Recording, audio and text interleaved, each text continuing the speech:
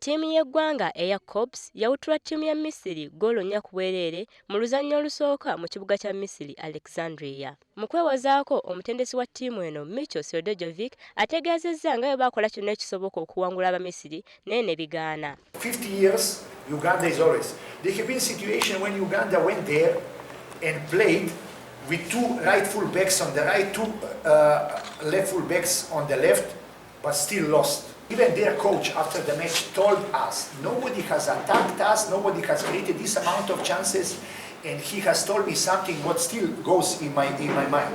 He's telling me, well done coach. Bano kati basazeewo okuzannya omupiira ogw'emikwano okusobola okwetegekera oluzannya olw'okuddiŋŋana. Uganda yeetaaga ggoolo 5 okusobola okutangaaza emikisa gyayo ogw'okwetaba mu mpaka z'abali wansi w'emyaka 23 eza Africa. Mu ngeri y'emu, ekibiina ekifuga omupiira mu ggwanga FUFA kitaddewo omusomo gw'okutendeka abatendesi okutuukana n'omutindo gw'ensi yonna. Ttiimu ezirina abatendesi abagwira nga Sports Club Villa ne Sadolin FC zisabiddwa okuwaayo ebiwandiiko ebibakwatako. Okutendeka club yonna eya Azam Uganda Premier League olina okuba nga olina license okuba mu CAF ngeri ku mutendera gwa CAF B. Bw'oba nga togiina bye bimu ku bisaanyizo ebiyinza okulemesa club okwewandiisa oba okusamba mu liigi yaffe enkulu season ejja.